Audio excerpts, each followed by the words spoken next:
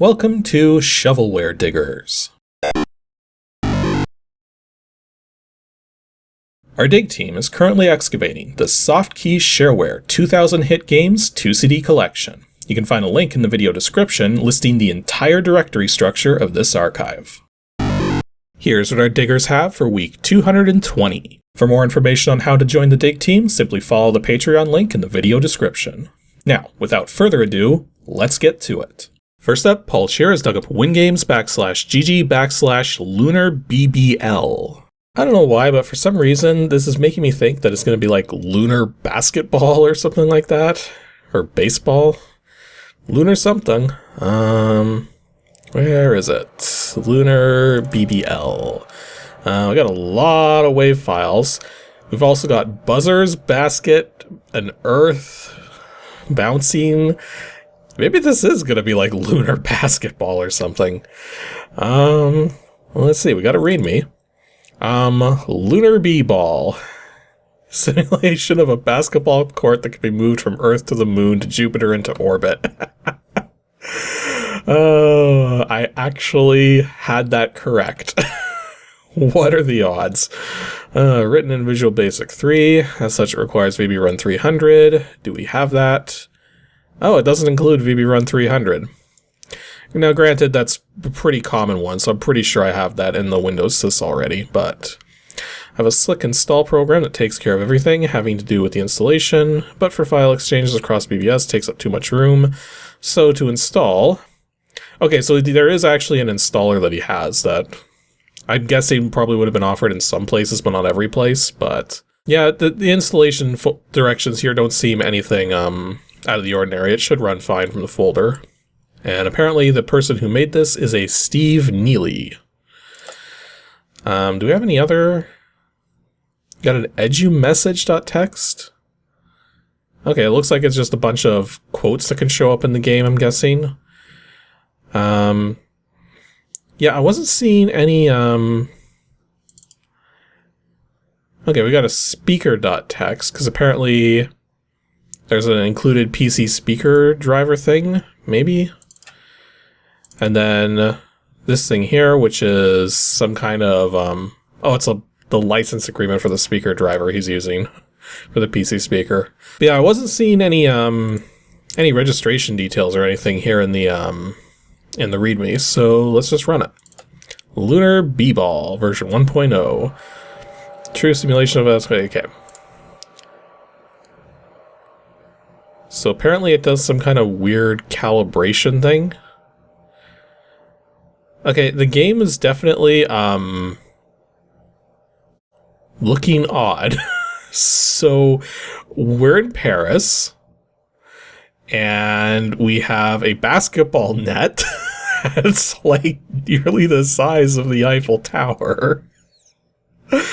And I got a little basketball down here. Apparently this is a foul line, 3-point line, and this image here is definitely supposed to be like it's not stretched. This is a 640 by 480 image, but the problem is that we can't...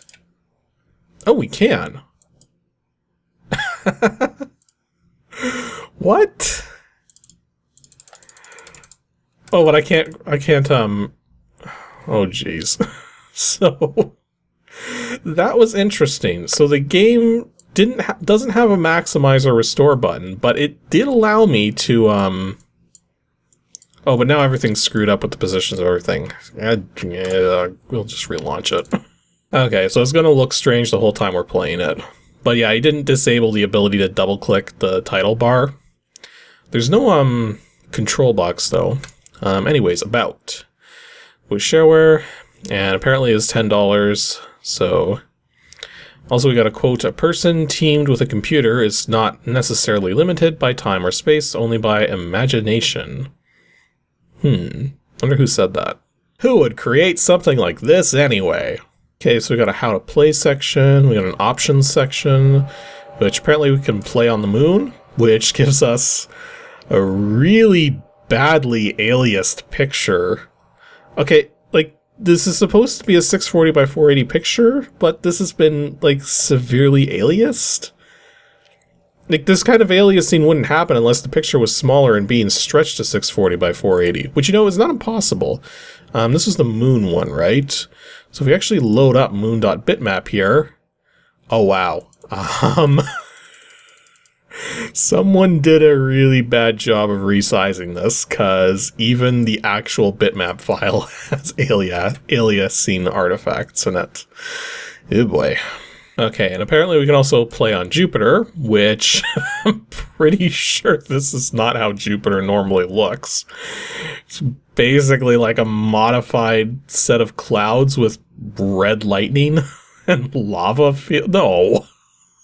This is more like playing on Mercury than Jupiter. Oh, apparently this is the Great Red Spot Court. I don't actually know enough about Jupiter to know what that spot actually consists of, but I'm pretty sure it doesn't look like this.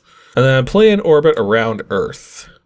Okay, this is like the one sane photo out of all of this, is because it's actually the Earth. There's no aliasing artifacts. The stars are a little clustered in this corner here, but whatever. It actually set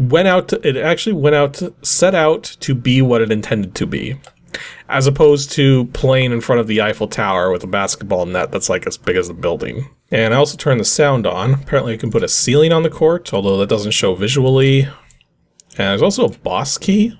So if I push spacebar, it... Oh, that's cute, but not particularly clever. So here's the thing. Pushing spacebar, which it doesn't work again, but if you enable the boss key here, and you push spacebar, it causes it to minimize, and it changes the actual name of the application to temp1.doc, but it gives it the icon of a Visual Basic form file. So this might fool a boss that's like walking by and just casually glances at the screen. And so long as the boss only sees temp1.doc or only sees the form image there, they're going to be like, okay, they're either working on a document or they're working on some programming. However, if they see the two together, because this is not a doc icon and this is not the name of a Visual Basic form, they're going to look at that and be like, open that up. And then they see this and you're immediately fired. Okay, so how to play. What is this game? Simulation of basketball court, just like the one you might have in your backyard, except in space. This court is not built out of a movable concrete and steel. When you do, you'll find the ball will act just as it would under the influence of gravity in each location. Which is a little weird because Earth orbit would have like no gravity. Like, there is some gravity, but like it's gonna be virtually nothing. So basically this is just like a free throw simulator, but with different gravity effects. So I'm not sure, like, do I just click the ball or... Oh.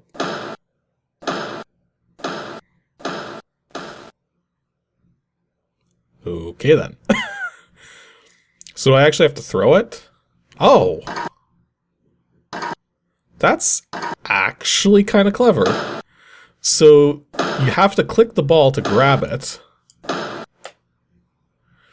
then once you've grabbed the ball, you can actually...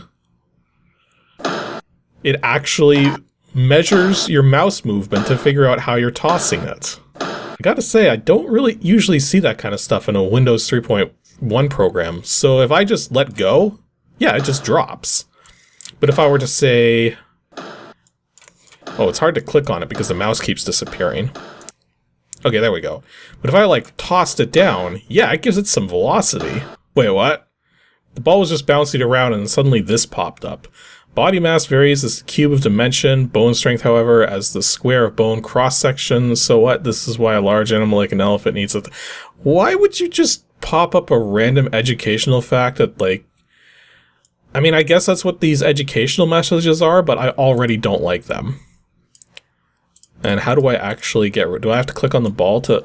Okay, so it goes away once you click on the ball. Oh, I'll click on the ball and move it. There is an automatic scoring function, so let's just turn that on. Just so that I have some kind of semblance of when I make a basket here. So if I go like that... Okay, that didn't go in. Let's try again. Oh, that was close. Third time's a charm? Too high. Well, it might go in just from the... No. Fourth time lucky. Man, I suck at this. Take 5. Too short. Take 6. Well, that was way too high. Okay, 7th try. Is the 7th try gonna make it? I'm like getting so close and then not. 8th try. That looks good. Hey, 3 points. And it only took 8 attempts. Okay, so if I set this to play on the moon, I'm going to guess the gravity is going to be, yeah, a lot more floaty. And a lot more bouncy. Oh, hey. I just noticed if you right-click, it resets the ball. So if you got the ball, like, moving and you can't really do much, you right-click, and it just returns to the cursor. Okay, that's actually pretty convenient. I just shot the ball, like, really high. Because gravity's not a really big thing here on the moon. At least it does tell you how much higher it is. Okay, playing on Jupiter. I'm going to guess the ball's going to drop really fast. Okay, there wouldn't be...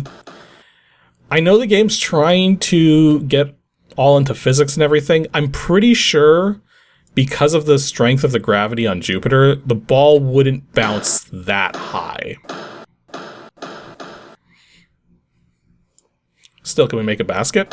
Pfft, no. Who do I be playing basketball on Jupiter anyways? And of course, low Earth orbit. I'm going to guess that if I just move the mouse slightly to throw, the ball's just going to go straight into, well, straight into orbit. Oh yeah, it's still going. Your ball is halfway to Aldebaran. So yeah, it's saying here that if you want to play in low Earth orbit, you should probably have the ceiling on. Which makes sense, because the ball's just going to basically behave like an Arkanoid simulator right now. So yeah, that was Lunar B-Ball. This is basically just a weird physics simulation, but the fact that it actually works as well as it does, and also makes it so that you can actually, like, throw the ball with, like, mouse motion, and it actually makes sense to some degree, that's actually pretty cool. Is this program worth $10 is the better question. I think if you're somebody who really... If you're somebody who really likes messing around with these kinds of physics, and you don't have an easy way of doing it, like if you're still just a kid just trying to figure some of this stuff out, then maybe. But yeah, this is otherwise just a glorified physics simulation of a very simple thing. So take that as you will. Next up, we have a team dig from Matthew Belshin and Dookie. WINGAMES /comp/melee. I'm gonna guess we're not about to play some Smash Brothers, unfortunately. Where's our melee? We got a file id.diz, got a melee-c.help. Okay, what's the id.diz say? Melee at Sea is an easy-to-play, hard-to-win Windows strategy game based on the Age of Fighting Sail with a challenging computer opponent. It requires Windows 3.1 and a mouse, Shareware. I don't know what that is. Age of Fighting Sail? Huh. Like, maybe that's like some old strategy game. Might be more recognizable in other parts of the world. I don't know. From the building of the first man of war, the Great Harry, in England in 1514, and lasting until after the first steam battleships were built in England in the early 1810s, the Age of Fighting Sail lasted over 300 years. Ruling the seas of the world meant ruling the trade of the world, and trading all over the world created the wealth of the sailing nations. Yeah, apparently there's a bit of a backstory to this game. Or rather, it's trying to take some historical aspects here as to how this game came about. Okay, so the object of melee. The object of melee at sea is to sink all the ships of your opponent without having all of your ships sunk. Makes sense. At the start of a game, a ship has 1, 2, 3, or 4 sails. When a ship loses all of its sails, it sinks. Your ship You sink ships by firing cannon from your ships. So you fire your cannon by moving your ship beside an opponent's ship. A ship hit by cannon fire loses 1 sail. Well, now hang on. If you move your ship beside an opponent's ship, and that's what starts the firing, wouldn't the opponent just fire back, and then it's basically a war of attrition? Whoever's got the most sails wins? Trying to find information on the author here. Apparently this was made by Bill Bergman. Or Bergman. Probably Bergman. Okay, Melee at Sea. Okay, we got a nice little intro graphic to start with. Apparently there's a demonstration mode. So I guess if we didn't want to play it, if we wanted to just watch it. Well, no, let's give it a play. So here's our game board. I do like that it started center of the screen. No unnecessary maximize button. Do we have some options? Well, we can set the opponent to be a computer opponent. Fleet selection. Keep track of your scores, to modify your fleets to play human. Oh, you're not even allowed to play against a second player unless you register. Interesting. Also, I'm going to guess that cannon fire is probably, like, actual cannon fire sounds are not in the... Well, they might be in the... So let me select it. So they might be here in the unregistered version. So I guess it's my turn to move. So we'll move this ship. And it can only have to move in 4 directions. So I'm going to move it here. So red moves. Okay, so they took their turns firing cannons. So if I move my ship like this now.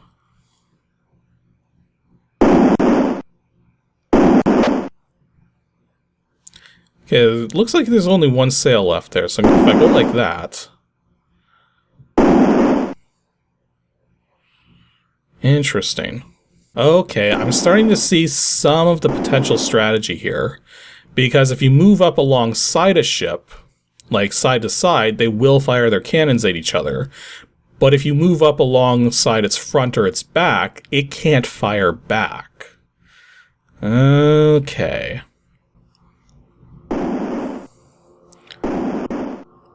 Oh, that wasn't very nice. You just moved that ship down and took out 2 of mine in 1 shot. So I am starting to see some of the potential strategy that can go into this game here.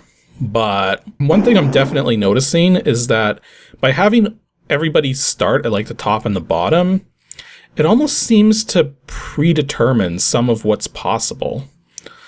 Like, I got a funny feeling that this game would play a lot better if the positions of all the ships were slightly random.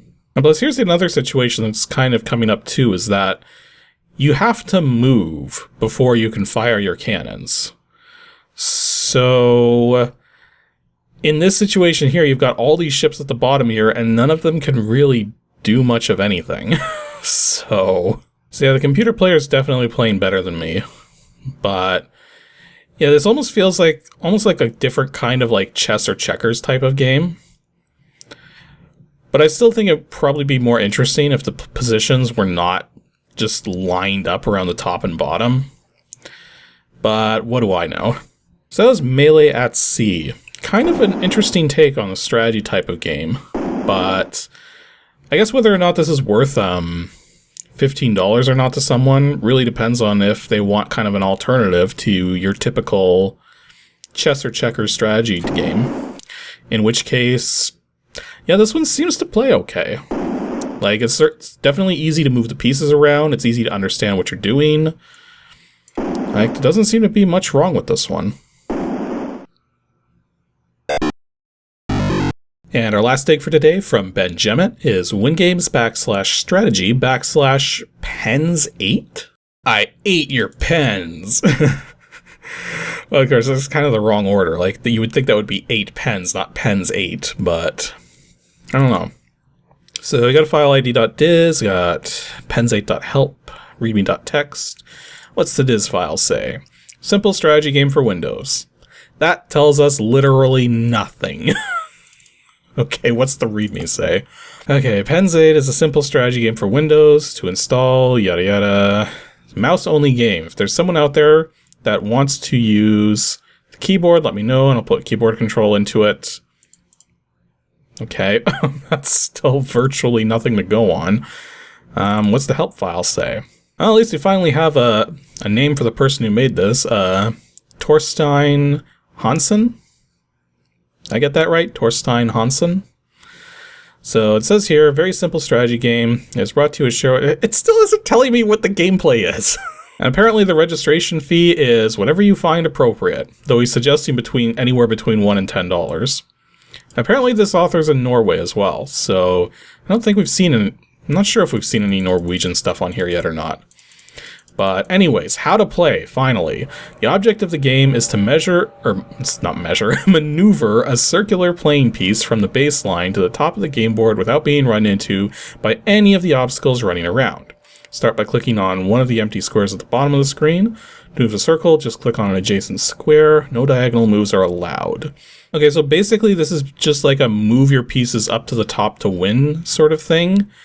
But you have to deal with like different things getting in the way, which can move in specific patterns. So, and some of them look like they're like chess pieces, like the knights here. So, it's kind of interesting. Well, let's run it and see what we get here. So, once again, no maximize button without a resizable border, so that's good. That's kind of interesting how it's got the 3D effect going on here, when it didn't show that in the help file. Oh, it does actually have a monochrome mode. Huh. You know, even though the 3D graphics look kind of nice here, they're actually kind of hard to look at, just because they're not very well defined. Like, the pieces are the same color as the board. So I think the monochrome mode is probably going to work out better. So choose your starting point. So I think the best starting point is probably right here. So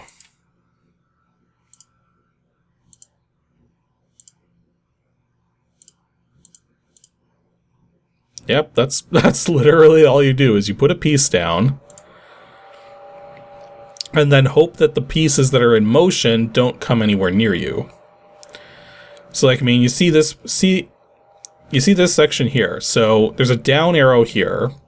So if we start our circle here, there's like, well, actually that's a very good question, because I'm curious right now. When we move here, oh right, you can actually move sideways as well. Okay, well that's weird. I kind of moved into a spot where the knight could have got me, but it didn't. Yeah. So it's basically there's specific motions it can do when it's facing that way, and specific motions it can do when it's facing the other way. Okay. So level 3. I think I'm going to start it here this time. So, oh, maybe that wasn't such a good idea. Here. Okay. Keep moving. Okay, managed to make it. Level 4. I'm going to start here. So we don't have any knight. Ooh. Well, no, these can only move diagonally, so if we move there, we're fine. But we can't move in front of it now, because it's in the way. And in fact, if I move to either of these spots, it's going to take me. But what about these spinning ones? I don't know, like, what directions they move in.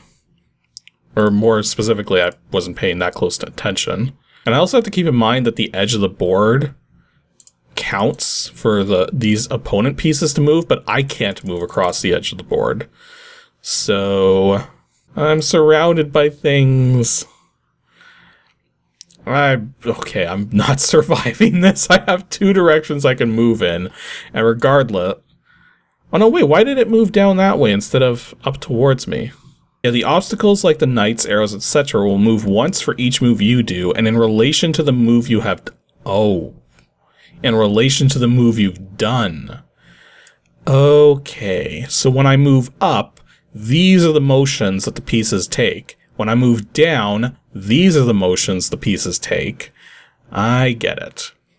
So these pieces here, with the 4-way arrows, it says down, up, right, left. So if I move up, it moves down. If I move down, it moves up. So it's basically doing the opposite. Whereas these ones here, the rotational ones, are kind of moving perpendicular, depending on which direction I'm moving. Yeah, it'd be nice if there was a more obvious way to get this information to the player as to how it's going to move based on your own movement, but at least there is a table that details it. So yeah, so long as you take the same moves all the time, the pieces that are in play will always take the same moves as well. So that's one strategy you can use once you know how the pieces are going to move, is just keep moving the same way, and the pieces will always move the same way. But now here's a good question. If I move into a spot that's already occupied, oh, it won't actually let me. And this is interesting too, because some of these pieces, like the knights, when you move one way and then move back, they end up returning to the same spot they were in before. Oh, and this is funny here. This group of like 3 arrows here are all stuck. This one can't move that way, this one can't move that way, and this one can't move that way. So they're all like jammed into that spot there. So yeah, Pennzate, or Pennzate, or whatever. It's a Norwegian game. It's interesting. Is it worth money? I guess if this kind of puzzle type of thing appeals to you. Does it appeal to me? Kind of. I just wish it was a little more intuitive as to what the pieces would do every time you make a move.